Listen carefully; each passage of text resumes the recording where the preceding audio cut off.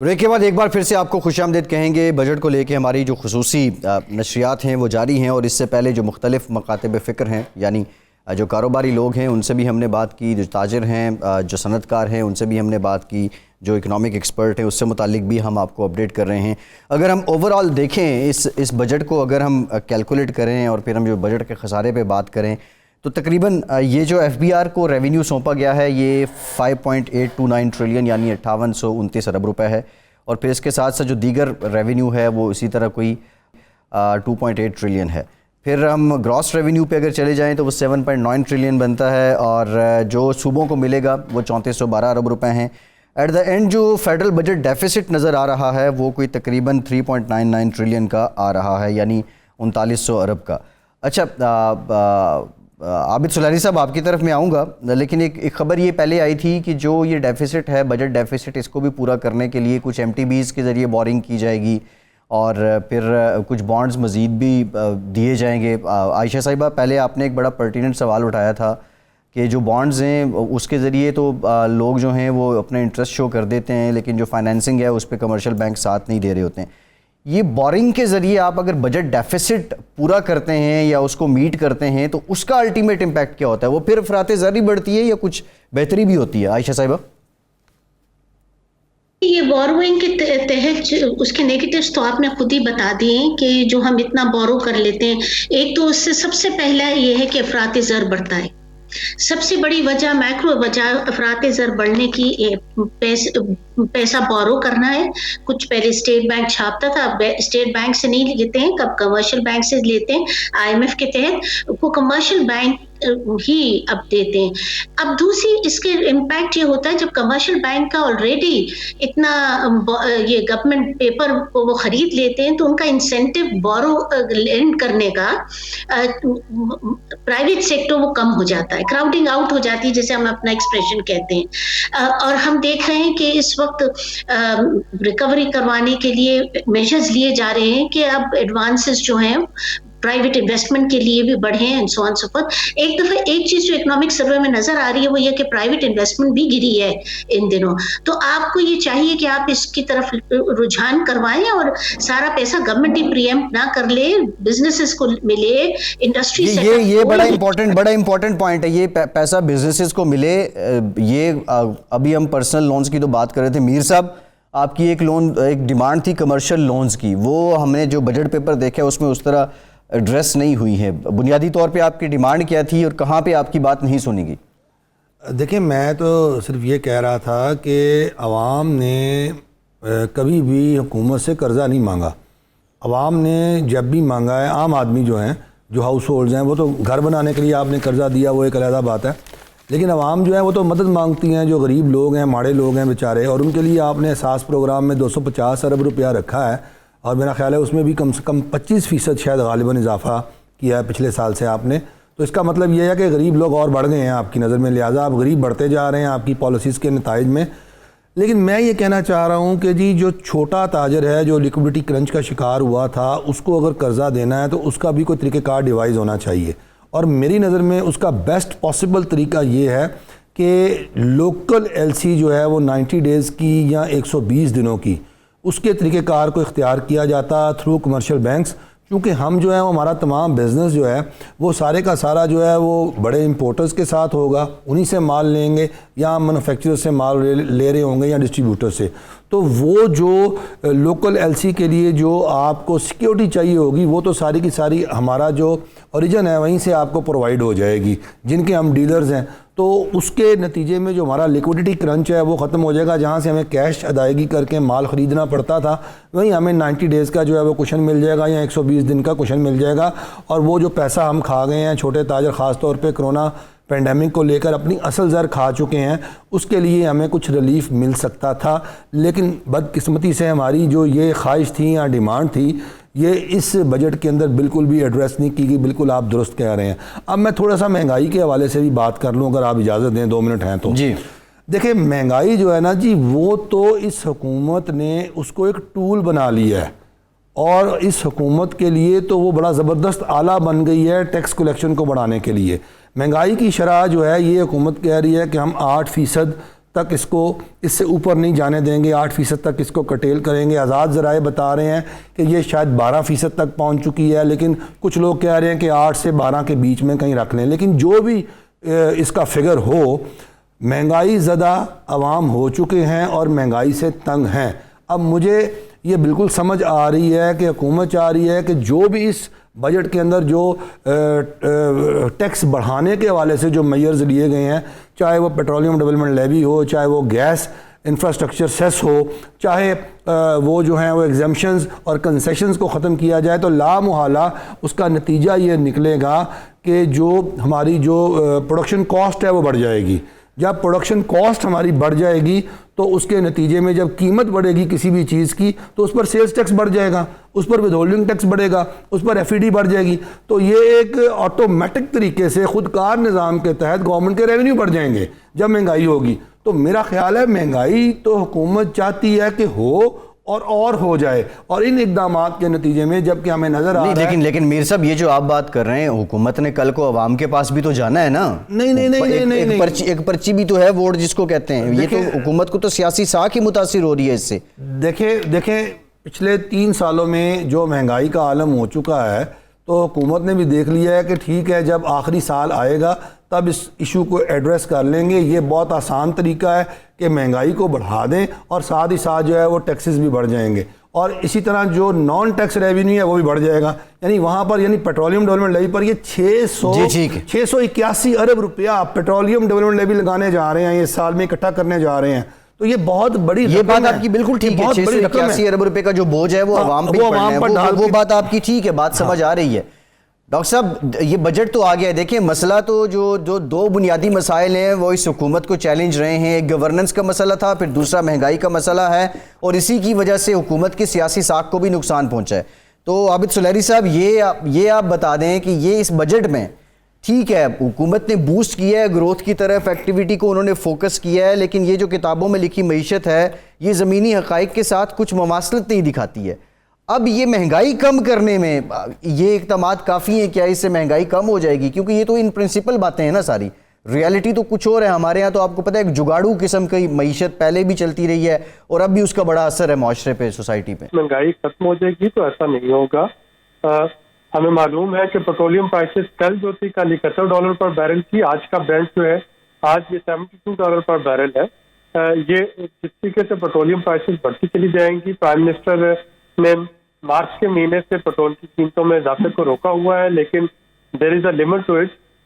Ultimately petrol की कीमत को बढ़ना होगा। पेट्रोल की कीमत बढ़ेगी तो जाहिर चीजें महंगी होंगी, और ये एक ऐसी चीज है जो कि हुकूमत के बस से बाहर है। अगर इंटरनेशनल कमोडिटी मार्केट में पेट्रोलियम की और कमोडिटी प्राइसेस जो है बढ़ती हैं, तो कम अज जो 2-3 चीजें जो है कम अज कम जो एडिबल ऑयल है, एडिबल ऑयल की कीमतें मैं कम होते हुए नहीं देख रहा हूँ। पेट्रोलियम प्राइसेस जो है वो कम होते हुए नहीं देख रहा हूँ। हाँ, अगर कल को कोई ईरान के साथ जो अमेरिकन एडमिनिस्ट्रेशन है इनका कोई ऐसा मुआहदा तय पा जाए कि ईरान के ऊपर से सैंक्शन खत्म हो जाए, सप्लाई बढ़ जाए क्रूड ऑयल की, तो फिर हो सकता है कि आपकी तेल की कीमतें गिर जाएं। लेकिन अदरवाइज तो इस वक्त आलमी मुबसरीन इसको $100 पर बैरल पे जाते हुए देख रहे हैं। तो महंगाई अपनी जगह होगी। हुकूमत जो कर सकती है, हुकूमत लोगों की परचेजिंग पावर को बेहतर करने की कोशिश कर सकती है, या सोशल सेफ्टी नेट को इम्प्रूव करने की कोशिश कर सकती है। जो एहसास प्रोग्राम है वो इसी चीज के लिए है। इसी तरीके से जो तनख्वाहों में इजाफा है या पेंशन में इजाफा, हम इस पर तो आर्ग्यू कर सकते हैं कि इससे ज्यादा होना चाहिए था, लेकिन जो भी इस वक्त हुकूमत के बस में है वो उसने कर दिया। या अगर आपकी जो नहीं, तो आबिद साहब हम ये समझे कि क्या हुकूमत बेबस हो गई है? जो चीजें, जो महंगाई आपकी देखिए, जो गवर्नेंस की वजह से महंगाई है, अगर वो दोबारा होती है, फॉर एग्जांपल अब गंदम की रिकॉर्ड पैदावार होने के बावजूद एक तो जो स्पोर्ट प्राइस बढ़ी है उसका तो इम्पैक्ट आएगा। 15-20 रुपए किलो जो है वो गंदम की, चूंकि अमदादी कीमत बढ़ गई है तो वो तो आटे पे इम्पैक्ट नजर आएगा। लेकिन अगर उससे बहुत ज्यादा होता है तो वो गवर्नेंस फेलियर है, हुकूमत को उसकी जिम्मेदारी लेना पड़ेगी। इसी तरह से अगर चीनी की कीमतें जो है वो हुकूमत नहीं कंट्रोल कर पाती, ट्रैक एंड ट्रेस मैकेनिज्म को इम्प्लीमेंट नहीं कर पाती, शुगर के इंडेक्स जो है वो लाके उसके बावजूद नहीं कर पाती, तो वो एक गवर्नेंस फेलियर है। पेरिशेबल कमोडिटीज जो है अगर उनकी कीमतें जो है वो जरूरत से बहुत ज्यादा बढ़ती हैं तो वो एडमिनिस्ट्रेटिव फेलियर है। लेकिन जो आपकी इम्पोर्टेड जो 2 कमोडिटी हैं, तेल की कीमतें और खुर्दनी तेल की कीमतें वो जो बाहर बढ़ेंगी उसी तनासब से पाकिस्तान में भी बढ़ रही होंगी। ठीक है आबिद साहब, आपका पॉइंट ऑफ व्यू आ गया। आयशा साहिबा, हमने ये भी सुना था कि जो हुकूमतें हैं वो उनका काम ये भी होता है कि वो सब्सिडाइज कर रहे होते हैं और आवाम को रिलीफ दे रहे होते हैं। मैं आयशा साहिबा आपकी तरफ आऊँगा। फरहान बुखारी साहब, आपके एक लंबा सिलसिला है, आपने बड़ा इन चीज़ों को कवर किया, ओवरऑल दुनिया में भी आपने देखा।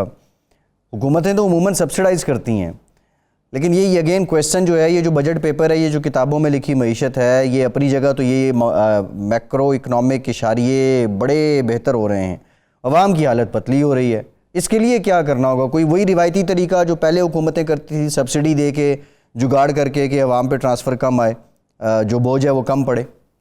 भाई, सबसे पहले बात तो ये है कि सब्सिडी तो आप वहाँ पे देंगे जब आपके पास ज़राए होंगे, और ज़राए तब होंगे जब आप निज़ाम जो टैक्स का निज़ाम है इसमें बड़ी मौसर और बड़े पैमाने पर बेहतरी ला सकेंगे। वरना फिर दूसरा तरीका ये है कि आप जाकर और मज़ीद कर्जे ले लें। वो मकरूज़ से पहले पाकिस्तान इतना ज़्यादा हो चुका है, मज़ीद कर्जे लें और उससे आप लोगों को सब्सिडी दें, जो इस वक्त तो आपका मसला हो सकता है किसी हद तक हल हो जाए, लेकिन वो जो मुस्तकबिल बईद के मामलात हैं उसमें वो ज़्यादा पेचीदा हो जाएंगे। तो इसका कोई आसान हल नहीं है। अब रहा सवाल मईशत की मजमूई सूरत हाल का, या हुकूमत ने जो बजट पेश कर दिया, वो जैसे मैंने आपसे पहले अर्ज की थी, अभी तो शुरुआत हैं। वो जैसे कहते हैं ना कि अभी तो पार्टी शुरू हुई है, अभी तो नया माली साल भी शुरू नहीं हुआ, बजट पेश कर दिया। लेकिन पाकिस्तान की एक तारीख रही है, बदकिस्मती है लेकिन तारीख तो बहरहाल है। और हकीकत है कि माजी में भी हुकूमतों ने बड़े बड़े दावे किए हैं और उसके बाद वो जो दावे थे वो पूरे नहीं हुए। और उसकी वजह ये है कि इस वक्त तो देखिए ना, हुकूमत का IMF के साथ पूरा मुआहदा नहीं हुआ। जैसे आबिद सुलेहरी साहब ने पहले फरमाया कि IMF का मुआहदा इसलिए ज़रूरी होता है क्योंकि वो बुनियाद है, वो यानी कुंजी है जिससे आप और बैनुल-अक़वामी ज़राए से अपने लिए अपना इमदाद कह लें या कर्ज कह लें, कर्ज ज़्यादा सही होगा, मज़ीद कर्ज हासिल करते हैं, क्योंकि पाकिस्तान चल तो रहा है कर्जों पे। अब अगर वो सारा का सारा सिलसिला रुक जाए तो फिर आप मुल्क की गाड़ी कैसे चलाएं? नहीं तो और बुखारी साहब, जो हुकूमत कहती है, हुकूमती तर्जुमान कहते हैं कि ये पिछली हुकूमतों ने इस मुल्क का बेड़ा जो है उसको गर्क किया है और अब हम उसको सुधार रहे हैं। और जिस तरह आबिद सुलेहरी साहब की बात से अभी लग रहा है कि बड़ी जगहों पे हुकूमत इस वक्त बेबस हो चुकी है, इसके हाथ पांव बंधे हुए हैं। ये फिर इस बात को मान लेना ठीक है जो आप बात कर रहे हैं कि ये तो बिल्कुल मैं आपसे इत्तफाक इसलिए नहीं करूंगा क्योंकि एक तो ये है कि आधा सच हमेशा पूरे झूठ से ज्यादा बुरा होता है। अब ये हुकूमतें कहती आई हैं, माजी में भी हमने ये सुना है, और सही बात तो ये है, सच्ची बात तो ये है कि मेरे तो कान पक गए हैं ये सुन करके जी, पहले के हुक्मरान बुरे थे। आयशा साहिबा, ये इल्ज़ाम तो आप पे धरा जाता है ना, पहले ही आप इतनी तबाही फैला गए कि अब उसको समेटना ही बड़ा मुश्किल है। आपकी तबाही की बाक़ियात अभी तक हुकूमत समेट रही है और फिर से हम ये देख रहे हैं कि पिछले 2-3 हफ्तों से ये नैरेटिव जो है वो फिर जन्म ले रहा है कि पिछली हुकूमतों ने ये सब किया और जिसकी वजह से आज अवाम बेबस हैं।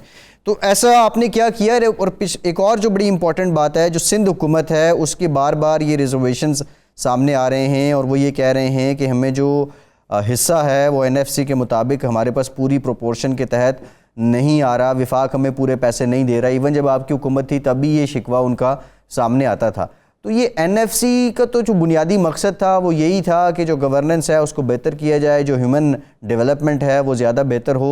लेकिन अब ये फिर क्यों ये बारहा सिंध हुकूमत उस वक्त भी अपना रोना पीटना कर रही थी, आज भी अपने शिकवे शिकायत कर रही है? देखिए, आपके 2 सवालों में पहला सवाल कि हम क्या करके गए, ये तो मेरे ख्याल से जब इनकी हुकूमत 5 साल ख़त्म करके जाएगी, अगर जाएगी, तो उस वक्त भी यही कह रहे होंगे। ये इन्होंने नरेटिव बनाया हुआ है अपनी लैक ऑफ ऑप्शंस और गलतियों को सामने के ऊपर, जिसे कहना चाहिए जस्टिफाई करने के लिए। देखिए, पहले साल ये जस्टिफिकेशन दे सकते थे आप, चलो दूसरे बजट तक भी आप मिनी बजट जुलाई दे सकते थे। अब ये क्या मुस्तकिल करेंगे? अब थोड़ी सी स्टेटिस्टिक्स देख लें कि उन्होंने क्या किया और हमने क्या किया। बजट डेफिसिट की बात हो रही थी, बजट डेफिसिट इन्होंने आन के कहां से कहां, और डेट की बात, ये सबसे ज्यादा तो कर्जों की बात करते हैं। जो कर्जे पिछली पीएमएलएन गवर्नमेंट ने लिए थे 5 साल में 100,000 बिलियन, ये इन्होंने अपने 3 साल में उससे ज्यादा ले लिए। तो कर्जों की तो कोई कमी इन्होंने नहीं करी, ये हम जो छोड़ के गए थे उससे ज्यादा ही आपने उस गई। दूसरी प्रॉब्लम क्या करी, इतने 3 साल में कर्जों को इतनी बुरी तरह मैनेज किया है, डेट सर्विसिंग का बर्डन इतना ज्यादा बढ़ा दिया है, कर्जे की अदायगी का वजन जो इकोनॉमी में अपनी गलत पॉलिसियों की वजह से, कि अब वो भी उनको संभलते संभलते टाइम लग रहा है। इस वक्त हमारा हाल ये है कि अगर आप सूबों को देने के नेट रेवेन्यूज को अगर आप अपने रेवेन्यू से सूबों का हिस्सा निकाल दें, उनको दे दें पहले, इसलिए कि उनका हक है ये कॉन्स्टिट्यूशनल, आपके पास जो बचता है वो सिर्फ आपकी डेट सर्विसिंग और कुछ डिफेंस फाइनेंस करने के लिए बचता है, बाकी सब कर्जजात। तो अब और डेट सर्विसिंग का बर्डन इतना ज्यादा कैसे हो गया भाई? आपने पिछले 3 साल में क्या किया? पहले आपने जरूरत से ज्यादा पॉलिसी रेट बढ़ा के अपने अंदरूने मुल्क कर्जे बढ़ा दिए, फिर आपने जरूरत से ज्यादा बहुत तेज डिवैल्यूएशन करके अपनी बैरूने मुल्क कर्जाजात पे डेट सर्विसिंग बढ़ा दी, फिर आपने गलत मैनेज किया, अपने long term short term debt को लॉन्ग टर्म डेट पे हाई इंटरेस्ट रेट पे बंद कर दिया, लॉक इन कर दिया और अपने डेट सर्विसिंग बर्डन बढ़ा दिया। यानी इस तरह की पॉलिसी गलतियां, देखिए ये पॉलिसी गलतियां मुल्कों को तोड़ देती हैं। आयशा साहिबा, मैं आपसे एक सप्लीमेंट्री क्वेश्चन ये पूछना चाह रहा हूँ कि जो आपने डेट सर्विसिंग की बात की है, नो डाउट कि एक बड़ा हजम है जो कर्ज उतारने में ये बजट का जाएगा। क्या बजट में प्रायोरिटी डेट सर्विसिंग हो सकती है या आवाम को रिलीफ या सब्सिडी हो सकती है, या दोनों हो सकती हैं? अगर दोनों हो सकती हैं तो वो कैसे हैं? और जितना वॉल्यूम है हमारे यहाँ, आपकी बात ठीक है, आपने 10,000 अरब लिए थे 5 साल में, पीपल्स पार्टी ने 8,000 अरब लिए थे, उससे पहले 2008 तक मजमूई तौर पे 6,000 अरब जो है वो हमारा कर्ज था, आज कोई 38,000 अरब रुपए पे पहुँच चुका है, इन्होंने 13,000 अरब ले लिए हैं। अब ये जो बजट है इसमें हाउ टू सेटल, इस बजट में आपको डेट सर्विसिंग फोकस नज़र आ रही है या जो कुछ रिलीफ या जो डेवलपमेंट जो आवाम को मिलनी चाहिए थी वो ज़्यादा फोकस्ड है? देखिए मेरी गुजारिश सुने, ये तो अब जैसे फरहान बार बार कह रही हैं कि ये एक विश लिस्ट है, आपने पता नहीं असली मटेरियलाइज होगा नहीं होगा, ये बात कि क्या की चीज आप फाइनेंस करेंगे डिपेंड करेगा कितने आपके आमदनी आप उसको मोबिलाइज कर सकते हैं। अगर नहीं मोबिलाइज कर पाए तो कटना शुरू हो जाएंगी ये जो आपकी विश लिस्ट है कि इसको भी ये मराद दे दो, उसको वो मराद दे दो, ये सब आहिस्ता आहिस्ता कट जाएंगी जब आपके पास वसाइल ही नहीं होंगे। इसलिए मैं इस पर नहीं बोल रही हूँ, फरहान साहब ने कवर कर लिया। अब बात ये, अगर आपके पास कि कौन सी चीज पे ज्यादा फोकस करें, देखिए आप एक सोवरेन नेशन है, कतई तौर पे आप अपनी डेट की डिफॉल्ट नहीं कर सकते। सबसे पहला हक आपके रेवेन्यूज की या आपकी इनकम पे आपकी डेट सर्विसिंग का होता है। अगर आप नहीं देंगे तो आप डिफॉल्टर कहलाएंगे और सोवरेन नेशंस डिफॉल्ट नहीं करती। तो सबसे पहले तो ये जो आपकी जितनी भी नेट रेवेन्यू रिसीट्स बचती हैं आपको उससे डेट सर्विसिंग करनी पड़ती है बाय डेफिनेशन। फिर उसके बाद फेडरल गवर्नमेंट का दूसरा बड़ा जो जिम्मेदारी है वो डिफेंस है, आपने अपने सरहदों को सेफ रखना है। तो डेट सर्विसिंग की भी ये 2 चीजों पे अगर आप देख लें, इसको मिला के आपके पैसे खत्म, अल्लाह खैर सलाह। फिर उसके बाद आपने बोरो करना शुरू किया हुकूमत सिविल एडमिनिस्ट्रेशन रन करने के लिए। ठीक है आयशा साहिबा आपकी तरफ आते हैं। कतल गुलामी की मुआफ़ी फ़ारूक हबीब साहब, वज़ीर ममलिकत बराए इत्तलात व नशरियात ने हमें ज्वाइन किया। बहुत शुक्रिया फ़ारूक साहब आपके वक्त का। फ़ारूक साहब, ये बुनियादी तौर पे आयशा साहिबा से आयशा गौस पाशा साहिबा हमारे साथ मौजूद हैं, उनसे हम बात कर रहे थे। ये कह रही हैं कि अभी जो आप लोगों ने बजट दिया है, इस बजट में बुनियादी तौर पे जो पहले 2 साल में आपने गलतियां की हैं उनको चुकाने की आप कोशिश कर रहे हैं, जिसमें रुपये को डीवैल्यू करना भी है और फिर आपने रिकॉर्ड कर्ज भी ले लिया है और कर्ज तो हर सूरत आपने देना ही है। तो हम तो ये समझ रहे थे कि ये बजट मुतवाज़िन है, लेकिन टेक्निकली जो ये बात कर रही हैं जाहिर है वो किसी हद तक तो ठीक है। पॉलिसी मैटर्स, पहले 2 साल की पॉलिसी और अब जो पॉलिसी शिफ्ट है उसमें ये फ़र्क क्यों, कंसिस्टेंसी क्यों नहीं? देखें, बात ये है कि पहले साल में मुझे बताएं कि ये हमें फ्रांस और जर्मनी की इकॉनमी दे के गए थे। अगर इतनी अच्छी इकॉनमी होती तो ना तो पीएमएलएन को अवाम मुस्तरद करते और ना ही इसहाक डार जो है वो शायद खाकान अब्बासी जो उस वक्त वज़ीर आज़म थे और वो बतौर वज़ीर ख़ज़ाना इस मुल्क से फरार होते। कुछ आपके सामने मैं कार्य रख देता हूँ, किसी से भी आप पूछ लें, कोई इंटेलेक्चुअल डिसऑनेस्टी करेगा वरना तो कोई इससे जो है वो इख्तलाफ नहीं कर सकता कि किसी मुल्क की इंपोर्ट्स जो 60 अरब डॉलर के ऊपर पहुंच जाए, ट्रेड डेफिसिट आपका 40 अरब डॉलर पे हो, 19.5 बिलियन डॉलर का करंट अकाउंट डेफिसिट हो, और आप जो है वो डॉलर को पैसा झोंक के 7 अरब डॉलर आपने मार्केट में फेंक दिए डॉलर की कीमत को फिक्टिशियसली रोकने के लिए। और ये मैंने नहीं कहा, ये mister Ismail floor of assembly का कि सागदार की पॉलिसीज गलत थी, टीवी प्रोग्राम्स में उन्होंने कहा कि गलत थी, पर उनको नहीं रोकना चाहिए था, उन्होंने फिक्टिशियसली रोके रखा। इसी के साथ साथ हमारे पास सिर्फ 9 अरब डॉलर रिजर्व थे। ये सूरत हाल थी इकॉनमी की कि एक्सपोर्ट्स आपकी नीचे आ रही थी, आपका जो है वो रेमिटेंसेस स्टैग्नेंट थी, एक जगह के ऊपर रुकी हुई थी। आज अगर ये हमें कहते हैं ये विश लिस्ट है, भाई ये विश लिस्ट नहीं है। हमने कोविड, टिड्डी दिल, भारत के साथ सरहदों में जंगों के अलावा पीडीएम की ब्लैकमेलिंग, तस्दीफे, धरने, जुलूस, इन सब के अलावा हमने हर शोबे में परफॉर्म किया है, यू नेम इट। आज डेटा आया है पहले 10 माह का लार्ज स्केल मैन्युफैक्चरिंग का, जो कि 12.84% के तौर पे 13% के तौर पे लार्ज स्केल मैन्युफैक्चरिंग जो है वो बढ़ रही है। इसी तरीके से एक माह में पिछले साल के कंपैरिजन में 68% इजाफा हुआ है लार्ज स्केल मैन्युफैक्चरिंग के अंदर। इसी तरीके से आपकी हमारी एक्सपोर्ट्स आप देख रहे हैं। ठीक है फारूक साहब ये बात आपकी ठीक है, ये विश लिस्ट नहीं है। ठीक है हम फारूक साहब, ये इंडिकेटर्स हम इस पे एग्री करते हैं, हम इस पे एग्री करते हैं। ये जो आप मुआशी इशारिये बता रहे हैं, ठीक है, ये ऐसा ही है। मैं आपसे मज़ीद भी जानूंगा। यहाँ हमारे पास कुछ लोग हैं जो रिटेलर्स हैं, जो हमारा तबका है, जो ताजिर हैं, होल सेलर्स हैं, उनसे जो है वो यहाँ बैठे हुए हैं। वो ये कह रहे हैं कि हमारी बुनियादी एक शर्त थी जो शनाख्ती कार्ड की थी, उसको लेके हमने खासे धरने भी दिए, एहतजाज भी दिए, लेकिन इस टैक्स में अभी भी हमें वो बुनियादी हमारे मामलात को एड्रेस नहीं किया गया। तो फ़ारूक साहब, इस तरह की जो चीज़ें हैं कि जब आपने एक्टिविटी को आप रन करने के चक्कर में, आप ग्रोथ को बढ़ाने के चक्कर में, तो ये बुनियादी जो मुतालिबात थे जिस पे पहले भी इतना शोर हुआ उनको क्यों नहीं एड्रेस किया गया? देखें, पहली बात तो ये है कि जो शनाख्ती कार्ड वाला मामला है वो अपनी जगह के ऊपर जो भी सूरत हाल है मौजूद है, लेकिन शनाख्ती कार्ड के नाम के ऊपर किसी को हरासा नहीं किया गया, नंबर 1। नंबर 2 बात यह है कि सेल्फ असेसमेंट के ऊपर फाइलर को जो है वो इनकम टैक्स के हवाले से डाल दिया गया है। अगर किसी का कोई कंसर्न आएगा तो थर्ड पार्टी उसकी जो है वो ऑडिट करेगी, किसी को जाके FPR घर में हरासा नहीं करेगी। हमने टैक्सेशन के निज़ाम को बहुत सिंपलीफाई कर दिया। दूसरा, मुल्की GDP का जो रिटेलर और होलसेलर है वो कंट्रीब्यूटर है 18% तक, ठीक है। उसके अलावा आप ये देखें कि हमने POS लेकर आ रहे हैं, पॉइंट ऑफ सेल के ऊपर जो है वो मशीन लग जाएंगी और उसके मुताबिक लोग अपनी पक्की रसीद लें ताकि टैक्स चोरी ना हो। टैक्स भी तो चाहिए ना। बिल्कुल ठीक है, ठीक है फारूक साहब बिल्कुल ठीक है। आप हमने सैलरीड क्लास पर टैक्स नहीं लगाया। ठीक है फारूक साहब, जरा ये जो पॉइंट ऑफ सेल्स पे जो आप मशीनें लगाने की बात कर रहे हैं, इस पे जरा इनका पॉइंट ऑफ व्यू जान लेते हैं। नईम मीर साहब, ये कितना मुमकिन है? और दूसरा ये बता दें कि ये जो फिक्स टैक्स की आप लोग नईम मीर साहब बार बार बात करते थे, वो उसको लेके पार्शली तो आपकी बात किसी हद तक मानी गई है, लेकिन आप किस तरह चाह रहे थे? क्या उसी तरह हुआ?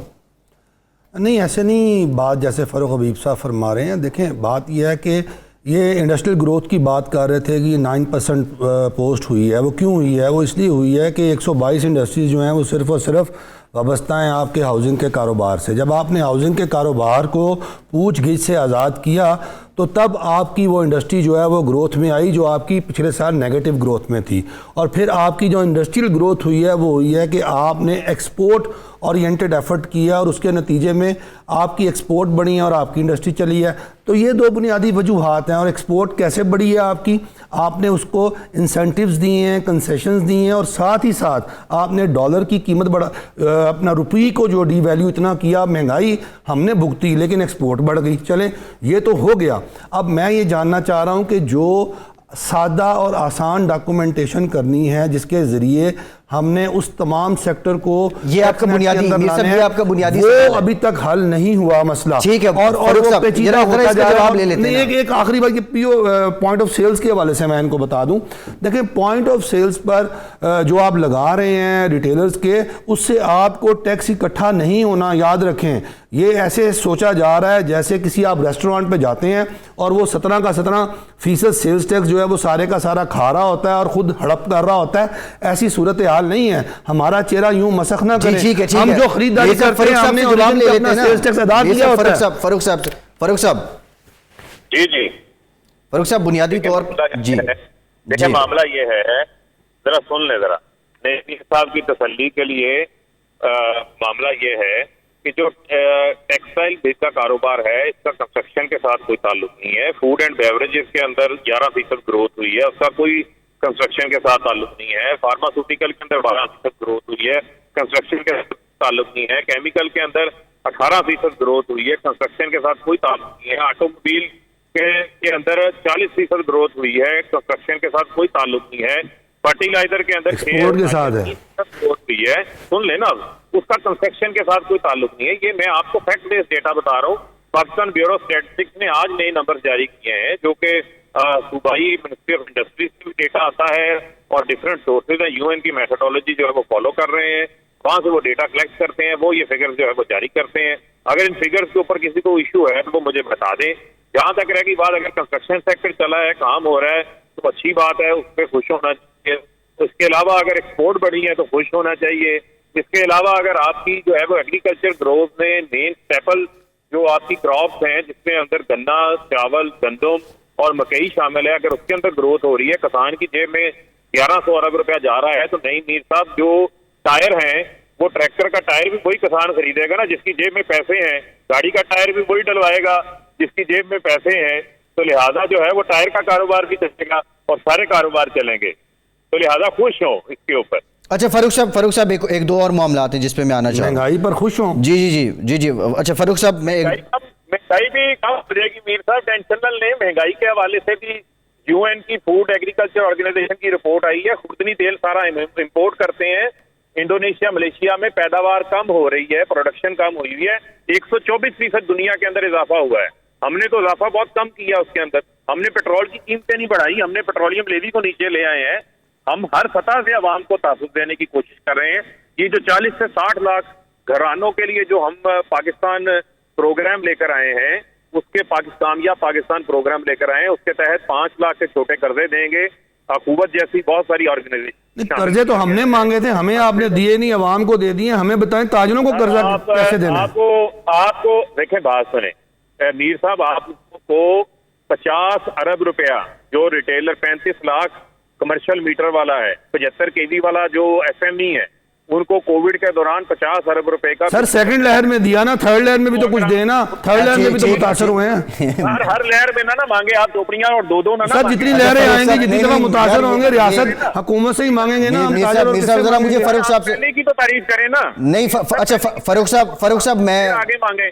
ठीक है फारूक साहब, दो तीन जो पहलू हैं इस बजट के, उनको मैं बड़ा इंडोर्स करना चाह रहा हूँ। ये जो बिला सूद कर्ज वाली आपने बात की है, ये ज़रा क्लियर कर दें कि ये जो है ये माइक्रो फाइनेंसिंग एनजीओज के ज़रिए होगी या बैंक्स के ज़रिए होगी, ज़रा ये क्लियर कर दें। और इसका तरीक़ाकार क्या वजह हो गया, क्या तरीका होगा? क्योंकि लोग जो गरीब आदमी है वो कहते हैं बैंक तो हमें लिफ्ट ही नहीं करवाता, तो इसका तरीका सुन ले, बात ये है वो इदारे जो ऑलरेडी माइक्रो फाइनेंसिंग के अंदर काम कर रहे हैं, हमने उनको इंगेज किया है, एक अम्ब्रेला के अंदर जमा इकट्ठा कर रहे हैं। हुकूमत जो है उनको फैसिलिटेट करेगी, उनकी हौसला अफजाई करेगी, और जो बड़े कमर्शियल बैंक्स हैं वो होलसेल में पैसा इनको फराहम करें।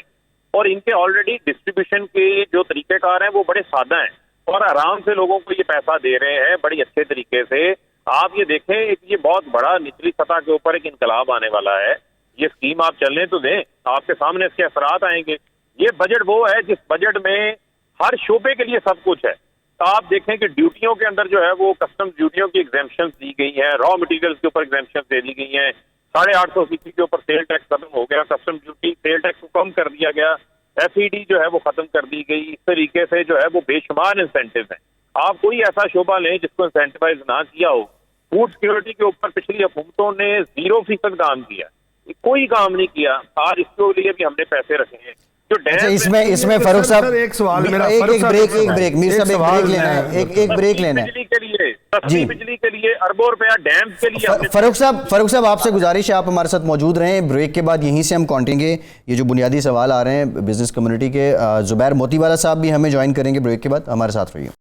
ब्रेक के बाद एक बार फिर से आपको खुशामदीद कहेंगे। नईम मीर साहब, ब्रेक से पहले बात हो रही थी, फ़ारूक हबीब साहब के सामने भी आपने अपने शिकवे रखे हैं, लेकिन बुनियादी तौर पे देखें जो ताजिर कम्युनिटी है, जब हम बात करते हैं ताजिर कम्युनिटी से तो इम्प्रेशन ये आता है, ओवरऑल ये लग रहा है कि टैक्स देने में लोग इतने कंफर्टेबल भी नहीं हैं। और फिर जब शनाख्ती कार्ड की शर्त लगा दी गई, उस पर भी आप लोगों ने एहतजाज किया। फिर दीगर भी जो मामलात हैं, कुछ सिस्टम भी ऐसा है कि FBR के साथ भी आपके जो मामलात चल रहे हैं, उनके सिस्टम को भी आपका एक आम ताजिर, एक आम कारोबारी शख्स नहीं समझ पाता। तो बुनियादी तौर पे आपकी अपनी कम्युनिटी टैक्स कितने फ़ीसद लोग हैं जो बिल्कुल दिल के साथ देना चाहते हैं, और कितने फ़ीसद लोग हैं जो इस बात से कतराते हैं? देखिए जी, सब देना चाहते हैं टैक्स, अगर सादा आसान निज़ाम आ जाए, सहल निज़ाम आ जाए और काबिल फ़हम निज़ाम आ जाए और FBR से हमारी निजात हो जाए। ये जो बता रहे हैं फ़ारूक हबीब साहब कि जी हमने सेल्फ असेसमेंट स्कीम दी है, सेल्फ असेसमेंट स्कीम तो पहले से ही चल रही है, लेकिन सिर्फ एक इन्होंने ये काम किया है कि इन्होंने जो ऑडिट है उसको ये ले गए हैं थर्ड पार्टी की तरफ। अब थर्ड पार्टी जो है वो पता नहीं हमें कौन मिलती है, अच्छी मिलती है, बुरी मिलती है, या पहले से भी बुरी मिल जाती है, टकर जाती है, वो बात की बात है। मैं सिर्फ एक तवज्जो दिलाना चाहता हूँ फ़ारूक हबीब साहब की। देखें, आपने गरीब तरीन लोगों को एहसास प्रोग्राम के तहत 250 अरब रुपया दे दिया, बहुत अच्छा किया। आपने जनाब 5 लाख रुपए का हर घराने को लोन भी दे दिया जी, बड़ा अच्छा किया, मैं किसी पर एतराज़ नहीं करता। आपने 2,50,000 रुपया का जी इंटरेस्ट फ्री लोन आपने फार्मिंग के लिए दे दिया। आपने 2 लाख रुपए का लोन जो है वो ट्रैक्टर के लिए दे दिया। आपने 20 लाख का लोन जो है वो कम इंटरेस्ट पर घर बनाने के लिए दे दिया। मुझे बताएं, तिजारत चलाने के लिए, बिजनेस चलाने के लिए मेरे छोटे ताजिर को आपने क्या दिया? इसके अंदर आपने सबको दे दिया। आपने इंडस्ट्री को इंसेंटिव दे दिया। आपने देखिए ये कारोबार के लिए ना 5 लाख लोग, ये नहीं है ना कारोबार के लिए। वैसे तो आप ये भी कह सकते हैं जी ये जो घर बनाएगा वो भी 20 लाख का लोन लेगा, वो भी कोई ताजर ही होगा। नहीं, ये 5 लाख से तो कोई कारोबार जो शुरू करना चाह रहा है, 5 लाख रुपए का लोन जो कारोबार शुरू करेगा वो तब करेगा। मैं ये कह रहा हूँ जो कारोबार बर्बाद हुए हैं, जिन्होंने शुरू किए हुए थे, उनको जो रेस्क्यू करने के लिए उन्होंने कौन सा मुझे इंसेंटिव दिया है कि मैं अपनी ताजिर कम्युनिटी के पास जाऊं और हम शादियाने बजाएं और हम कहें जी बल्ले बल्ले जनाब इमरान खान जिंदाबाद और फ़ारूक हबीब पाइंदाबाद? हम कैसे कहें, बताएं हमें ये जी। नहीं, लेकिन मीर साहब बुनियादी देखें ना, बात यह है कि अब हुकूमत की भी एक पसली है। 2 जो वेव्स आई कोविड की, उसमें उन्होंने आपको फैसिलिटेट जब मेरी बारी आई तो पसली टूट गई। नहीं साहब, ये देखिए बुनियादी मेरी बात समझें ज़रा। पहली लहर जब थी उसमें मुकम्मल लॉकडाउन हुआ, दूसरी लहर में फिर पार्शली लॉकडाउन हुआ, तीसरी जो लहर आई उसमें तो हुकूमत की जानिब से एक प्लान सामने आ गया, बिजनेस एक्टिविटी चलती रही, फिर बीच में रमज़ान आ गया, उसमें भी टाइमिंग्स आ गई, कुछ लोगों ने अपना सीज़न लगाया। मानते हैं कि वैसा कारोबार नहीं हुआ, लेकिन अब जब भी खुदा ना खास्ता, खुदा ना करे कि ये वेव कोई दोबारा आए, लेकिन जब भी कोई बेयकीनी आए या जब भी, तो अब आप क्या चाहते हैं कि हुकूमत रिटेलर को, होल सेलर को फिर से कर्जा दे, फिर से कहीं ना कहीं जाके उनको फैसिलिटेट जो 32 लाख लोग जो हैं वो कोरोना वायरस को लेकर, जो स्टेट बैंक की रिपोर्ट है, बाकी तो ये खुद बता रहे हैं 2 करोड़ लोग बेरोजगार हुए हैं, 32 लाख लोग जो बेरोजगार हुए हैं, ये हमारे कारोबार बंद होने से, हमारी दुकानें बंद होने से हमने लोग निकाले हैं, हमने बिजनेस को कम होने से लोगों को नौकरियों से निकाला है। हम भी रोज़गार फराहम करने का बहुत बड़ा ज़रिया हैं, इसको ये समझना होगा। और अगर हमें ये रेस्क्यू नहीं करते, हमें सपोर्ट रियासत नहीं करती, तो मुझे बताएं कि फिर हम कैसे ज़िंदा रहेंगे? देखिए, इस पर इन्हें हमदर्दाना गौर करना पड़ेगा, गवर्नमेंट को गौर करना पड़ेगा और करना चाहिए। ये हमारा हक है, हम अपना हक मांग रहे हैं इनसे, हम इनसे कोई नाजायज़ मुतालबा नहीं कर रहे। अच्छा मीर साहब देखें, एक बड़ा अहम मामला है बिजली का जो शोबा है हमारे यहाँ। एक तो उस पर बड़ा बोझ है गर्दिशी कर्जे का, फिर बिजली महंगी है, फिर मुआहदे जो हुए, जो हुकूमत कह रही है कि वो बड़े महंगे थे, लेकिन उस वक्त शायद नज़रिया ज़रूरत कह लें, जो वक्त है उसके अकॉर्डिंग ब्रीफली 1 लाइन कमेंट कर दें। जो कमर्शियल आपके हैं मीटर्स हैं, ये कितने हैं आप लोग टोटल, और उसके रिजर्वेशंस आपकी? देखा जी, 35 लाख तो ये बता रहे हैं कि खुद 35 लाख कमर्शियल मीटर होल्डर्स हैं, लेकिन कुछ लोगों ने 1 मीटर पर 2-2, 3-3, 4-4 दुकानें भी आगे चल रही होती हैं, सब मीटर्स भी लगे होते हैं। चले मैं जी बिल्कुल ठीक है मीर साहब, टाइम खत्म हो गया। बहुत शुक्रिया, तमाम मेहमानों को बहुत शुक्रिया, इजाज़त दीजिए।